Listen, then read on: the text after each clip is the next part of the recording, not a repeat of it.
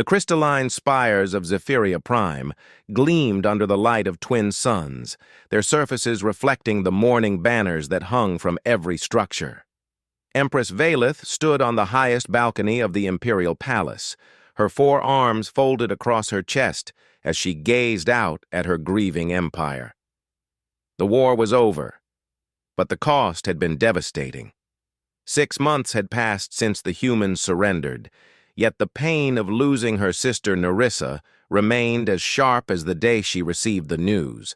The younger princess had been commanding the Third Fleet when those barbaric humans launched their surprise attack near the Andromeda Gateway.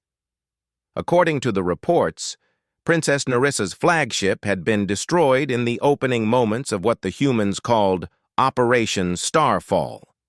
Valeth's aide, Commander Thane, approached with careful steps. His reptilian features showed the weariness that had settled over the entire Zephyrian command structure since the war's end. "Your Majesty, the human delegation has arrived. They're requesting an audience to discuss the final terms of their surrender." The Empress turned, her 6 eyes focusing on the commander with barely contained fury. "Let them wait. Let them understand what it means to keep royalty waiting." Her voice carried the harmonic undertones that all Zephyrians possessed, but now those tones were discordant with grief and rage. Commander Thane hesitated. "Your Majesty, if I may speak freely?" "You may." The humans fought with unexpected tenacity.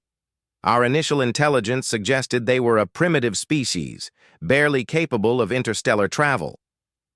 Yet they held out for 3 years against our superior technology and numbers. Valeth's mandibles clicked in irritation. "They fought like cornered animals, Thane. Desperate and without honor. They used suicide tactics, kamikaze runs, and guerrilla warfare. They had no respect for the established rules of civilized combat." She paused, her voice dropping to a whisper. "And they killed my sister." The truth was more complex than the Empress wanted to admit. The humans had indeed surprised everyone with their tactical innovations and sheer determination. When the Zephyrian Empire first encountered them, the humans were confined to a single solar system with basic fusion technology. The Empire expected easy conquest, another primitive world to add to their collection of client species. Instead, the humans had reverse-engineered Zephyrian technology with frightening speed. Within months of first contact, they had developed their own hyperdrives. Within a year, they were building warships that could match Zephyrian vessels in combat. Their adaptation rate was unlike anything the Empire had encountered in centuries of expansion. But it was their psychological warfare that truly unsettled the Zephyrians. Humans broadcasted messages on all frequencies during battles, sharing their music, their poetry, their stories of heroism and sacrifice. They spoke of freedom, of self-determination, of the right to exist without bowing to alien overlords. These concepts resonated with several client species within the Empire, leading to unexpected uprisings on a dozen worlds. Valeth made her way through the palace corridors, passing portraits of her ancestors who had built this empire across 1,000 star systems. Each painting showed proud Zephyrian monarchs who had expanded their domain through superior technology and careful diplomacy. The empire had always been benevolent to conquered species, offering protection and prosperity in exchange for loyalty and tribute. The humans had rejected this offer entirely. She entered the throne room where the human delegation waited. 3 figures stood before the massive crystal throne, their primitive environmental suits looking crude against the elegant architecture. The lead delegate was a woman with graying hair and tired eyes, flanked by 2 younger humans who watched everything with alert suspicion. "I am Ambassador Sarah Chen," the woman said, her voice transmitted through the universal translator. "On behalf of the United Earth Coalition, I come to discuss the terms of our surrender."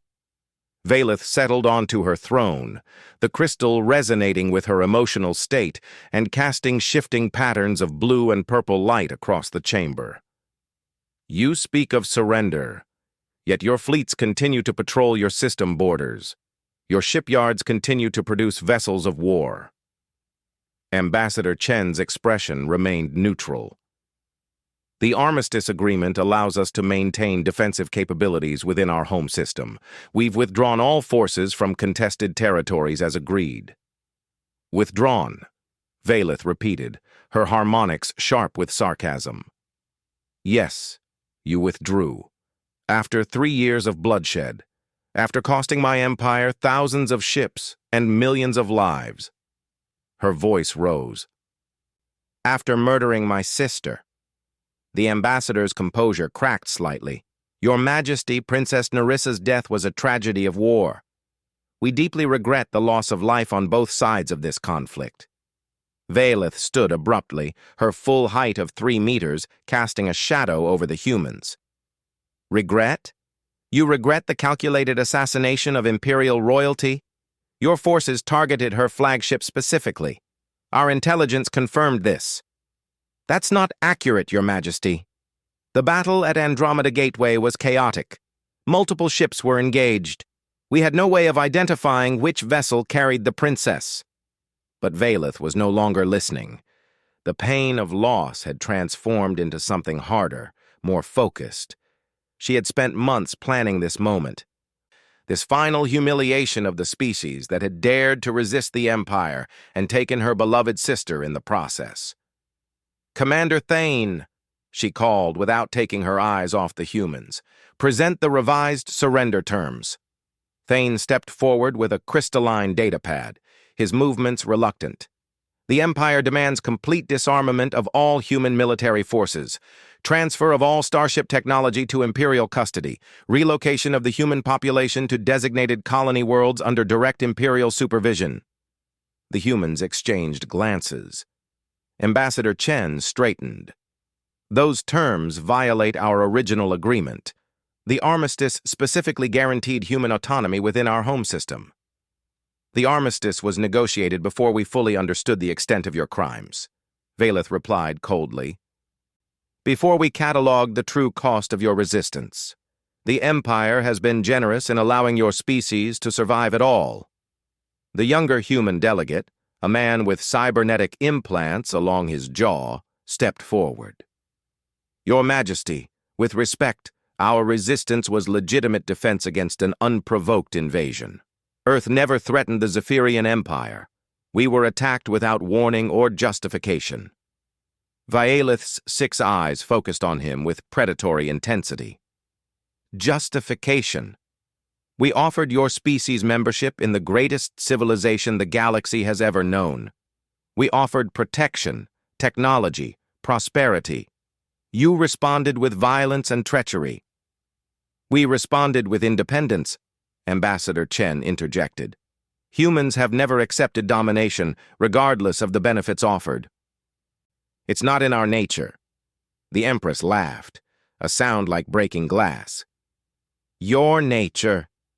Yes, we've studied your nature extensively. Your propensity for violence, your inability to accept proper authority, your chaotic individualism. Perhaps it would be better for the galaxy if humanity simply ceased to exist. The threat hung in the air like poison gas. The human delegates remained silent, but their body language shifted subtly. The ambassador's hand moved imperceptibly closer to her sidearm. The cybernetic delegate's implants began glowing faintly, suggesting active scanning or communication. Commander Thane cleared his throat nervously. Your Majesty, perhaps we should adjourn to allow the delegation time to consider these terms. Valeth waved dismissively. No, they will answer now. Complete surrender and relocation, or the Empire will finish what this war started. Your choice, humans. Ambassador Chen took a deep breath. We need to consult with our government. This decision affects billions of lives. You have 1 hour. Valeth declared. "Use the communications chamber, but understand this. There will be no further negotiations. Accept these terms or face extinction." As the humans were escorted out, Valeth remained on her throne, staring at the empty space where they had stood. The crystal beneath her continued to pulse with angry colors, reflecting her emotional turmoil. She was offering them a choice she knew they couldn't accept. Humans had proven they would rather die than submit. Soon she would have the justification she needed to finish them entirely. What the Empress didn't know was that in a heavily shielded facility on Earth's moon, a remarkable figure was very much alive and monitoring every word of the negotiation through quantum-encrypted channels. Princess Nerissa of Zephyria sat in a comfortable chair, wearing human clothing and drinking Earth coffee, her alien features softened by months of recovery and an unexpected transformation of perspective. The human medics had found her in the wreckage of her flagship, barely alive, but salvageable. Instead of announcing their prize, they had done something unprecedented. They had saved her life and asked for nothing in return except the chance to show her who they really were. What she had learned in those months of recovery would change everything if she could find the courage to act on it. The war's end was just the beginning. The lunar medical facility had become Princess Nerissa's home for the past 6 months, though she was free to leave whenever she chose. Dr. Elena Vasquez finished reviewing the latest scans of the princess's regenerated limbs, marveling once again at Zephyrian biology's incredible resilience. "The neural integration is perfect," Dr. Vasquez announced, setting down her tablet. "Your new arms have full sensation and motor control. The synthetic bones we grew are actually stronger than your original ones." Nerissa flexed her 4 arms experimentally, still amazed by human medical technology. When they'd pulled her from the wreckage, she had lost 2 limbs and suffered massive internal trauma. Any Zephyrian medical facility would have pronounced her beyond saving. Yet these humans had spent months rebuilding her body with techniques that seemed impossible. "I still don't understand why you saved me," Nerissa said, her harmonic undertones carrying genuine confusion. "Your people were at war with my empire. I was a high-value target. You could have used me as a hostage or propaganda tool." Dr. Vasquez smiled sadly. "Because that's not who we are, Your Highness. We don't torture prisoners or exploit the wounded. When we found you dying in that debris field, you weren't an enemy princess. You were a person who needed help." Nerissa had heard this explanation dozens of times, but it still challenged everything she had been taught about humans. According to Imperial intelligence, they were violent primitives driven by greed and conquest. Yet everyone she had encountered during her recovery had treated her with kindness and respect. They had shared their food, their music, their stories. They had asked about her home, her culture, her dreams. They had shown her things that didn't exist in the Imperial reports. A soft chime indicated an incoming transmission. Dr. Vasquez activated the secure holographic display, revealing Admiral Jackson Hayes, the architect of humanity's defense strategy. His weathered face looked grim as he materialized in the room. "Your Highness, we've received word from the peace negotiations on Zephyria Prime. Your sister has presented new surrender terms that are unacceptable." Nerissa felt her stomach twist. "What does she demand?" "Complete disarmament, relocation of our entire population to designated colony worlds, and surrender of all our technology. She's given our delegation 1 hour to agree or face extinction." The princess closed her eyes. Her worst fears realized. She had hoped that Valeth's grief might make her more reasonable, more open to genuine peace. Instead, it had hardened her into something cruel and vindictive. "Admiral," Nerissa said quietly, "there's something you need to know about my sister. She wasn't always like this.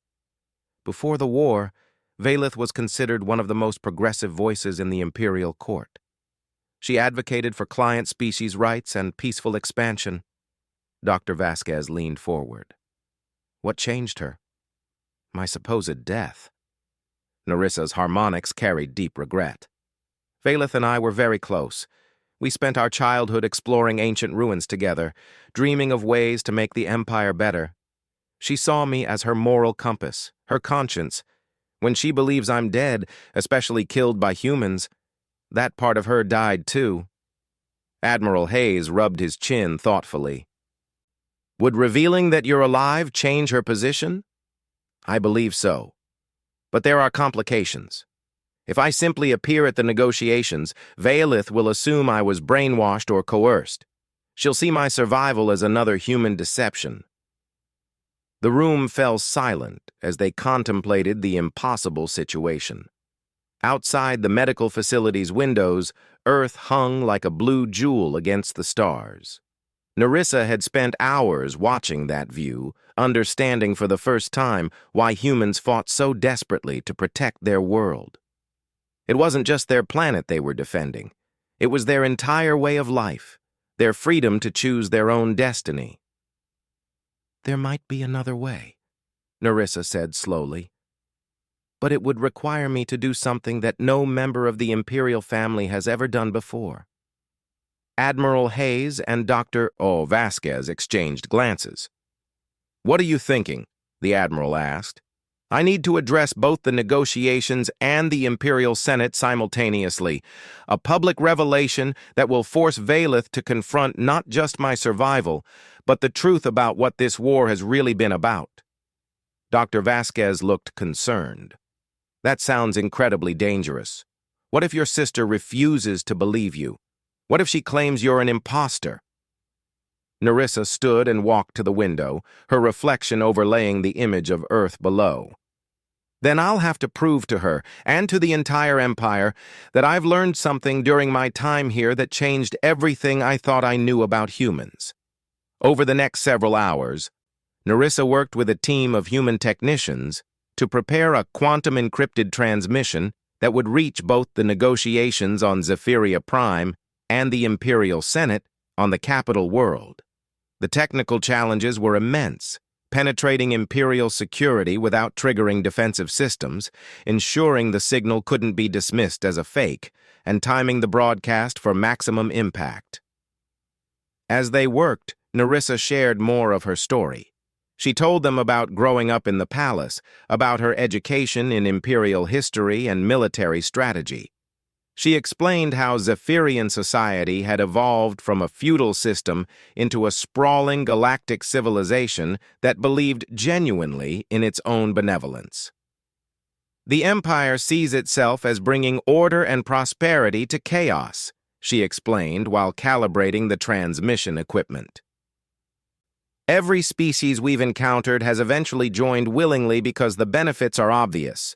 Better technology, universal health care, protection from pirates and natural disasters. It's a good life for most people. But at the cost of independence, Admiral Hayes observed. Yes, though most species haven't seemed to mind that cost. Until humans. Nerissa paused in her work. You're the first species we've encountered that values freedom more than safety, that chooses uncertainty over guaranteed prosperity. Dr. Vasquez smiled. It's what makes us human. It's what makes you remarkable, Nerissa corrected. And dangerous, from the Empire's perspective. Your very existence proves that there are alternatives to imperial rule. That's why this war was never really about territory or resources. It was about ideology. The princess continued working as she spoke, her 4 arms moving with practiced efficiency across multiple control surfaces. The humans watched in fascination as she interfaced directly with their quantum communication array, her cybernetic implants allowing her to process data streams that would overwhelm human operators. I've been studying your history during my recovery, Nerissa continued. Your species has a pattern of resistance against domination that goes back millennia. Every time a group tries to control you completely, some humans fight back, even when resistance seems hopeless. It hasn't always worked out well for us, Admiral Hayes admitted. No, but it's shaped you into something unique. Most species, when faced with superior technology and overwhelming force, calculate the odds and surrender.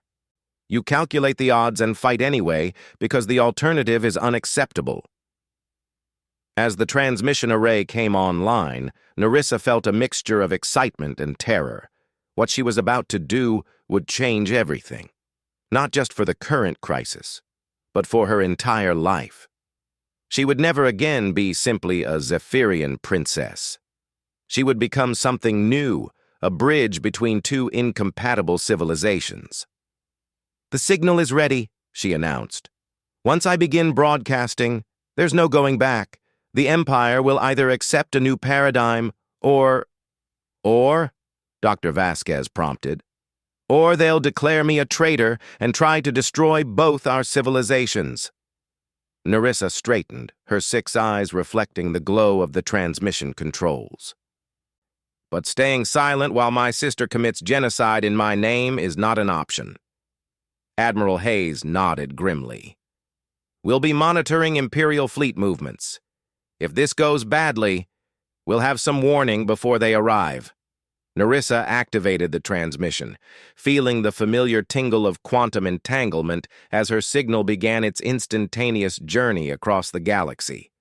In moments, her voice would reach the throne room where her sister sat in judgment of humanity, and the Senate chambers where the future of the Empire would be decided.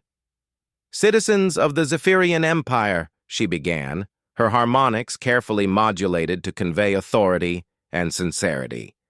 "I am Princess Nerissa, speaking to you from the Sol system where I have spent the last 6 months as a guest of the human species." The words that followed would either save 2 civilizations or damn them both. But for the first time since the war began, Nerissa felt hope. She had learned something during her recovery that neither the Empire nor humanity fully understood yet. That sometimes the greatest strength comes not from imposing your will on others, but from having the courage to change your mind when presented with new truths. The real battle was just beginning. The throne room of Zephyria Prime erupted in chaos as Princess Nerissa's voice filled the chamber. Empress Valeth staggered backward, her 6 eyes wide with disbelief, her harmonics creating discordant wails that made the crystal walls vibrate sympathetically. The human delegates stood frozen, equally shocked by the development. "Impossible," Valeth whispered, then louder. "This is a human deception. My sister is dead." But Nerissa's transmission continued, her familiar voice carrying the unique harmonic signature that no human technology could replicate. "Sister, I know this is difficult to accept. You've been grieving my death for 6 months. And now I must ask you to set aside that grief and listen to what I've learned." Commander Thane was frantically working his communication console, trying to trace the transmission source. "Your Majesty, the quantum signature is authentic. The harmonic patterns match Princess Nerissa's biosignature perfectly. Either this is really her, or the humans have achieved technology far beyond our estimates." Valeth sank back onto her throne, her 4 arms trembling. Around the Empire, similar scenes were playing out as Nerissa's message reached every Imperial world simultaneously. In the Senate chambers, elderly legislators argued in overlapping harmonics. On military bases, officers struggled to understand how their intelligence had been so completely wrong. "I was wounded in the battle at Andromeda Gateway," Nerissa's voice continued. "My flagship was destroyed, and I should have died. Instead, human rescue teams found me in the wreckage and transported me to one of their medical facilities. They saved my life with no expectation of reward or political advantage." Ambassador Chen stepped forward cautiously. "Your Majesty, if we might suggest a recess to allow you to process this information." "Silence!" Valeth's harmonics shattered 2 crystal sculptures flanking the throne. "I will hear what my sister has to say, even if it's a human lie wearing her voice." Nerissa's transmission seemed to respond to her sister's outburst. Valeth, I know you're listening. I know you're angry and confused. But please, set aside your assumptions about humans and consider what I'm about to tell you. The holographic display in the throne room activated, showing Princess Nerissa sitting in what appeared to be a human facility. She looked healthy, alert, and notably at peace. Her four arms moved naturally as she spoke, showing the fluid grace that genetic impersonation couldn't replicate. During my recovery, I lived among humans for months. I ate their food, learned their languages, studied their history. What I discovered challenges everything we've been taught about this species. Valeth leaned forward despite herself. Even if this was somehow an imposter, she needed to hear the words. Humans are not the chaotic, violent primitives our intelligence reports suggest, Nerissa continued. They are complex, diverse, and driven by principles that we've never encountered before. They value individual freedom over collective security.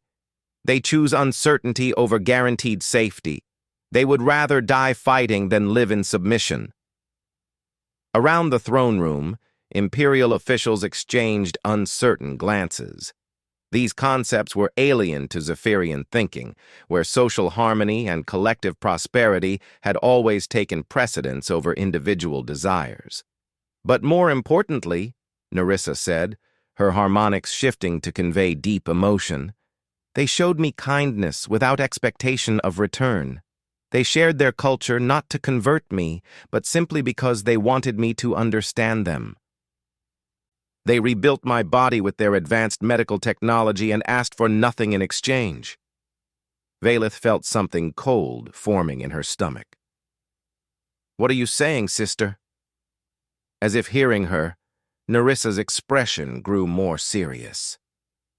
I'm saying that we started this war based on incomplete understanding. We assumed that because humans resisted our offers of membership, they were irrational and dangerous. We never considered that they might simply want something different than what we were offering. The transmission shifted to show scenes of human life that Imperial intelligence had never captured. Children playing in parks while their parents worked in advanced laboratories. Artists creating beautiful sculptures that served no practical purpose. Musicians performing concerts for the simple joy of sharing their creativity. Citizens debating policy in public forums where everyone could speak freely, regardless of their social position. Look at their cities, Nerissa said as the images continued. See how they've arranged their society. They don't have a ruling class that makes decisions for everyone else. They don't have client species serving the dominant group. They've created something that we never imagined possible. A civilization based on voluntary cooperation rather than hierarchical control. Commander Thane cleared his throat nervously. Your Majesty, with respect, such a system would be inherently unstable. Without proper authority structures, how do they maintain order? Nerissa's transmission seemed to anticipate this question. They maintain order through shared values and mutual respect. When they disagree, they debate and compromise.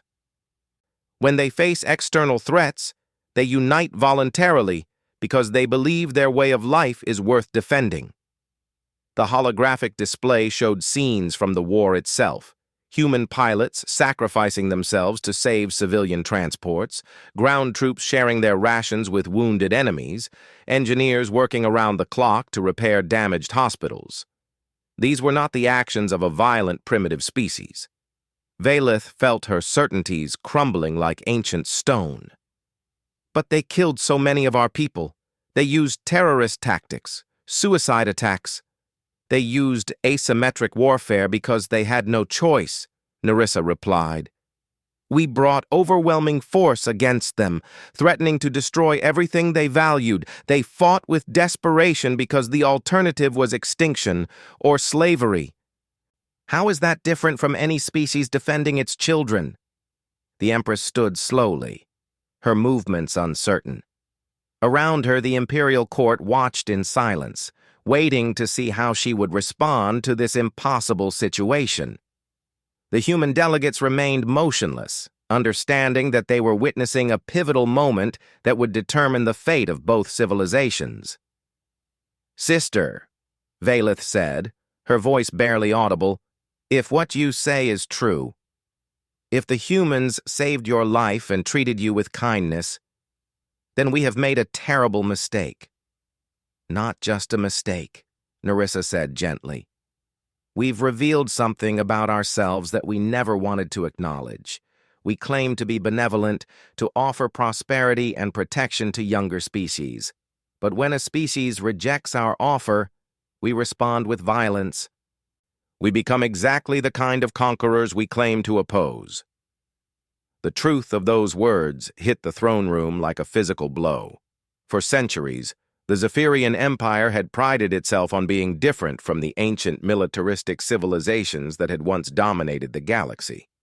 They were enlightened rulers, bringing order and progress to chaos. They were the heroes of their own story. But what did that make them when someone refused to be saved?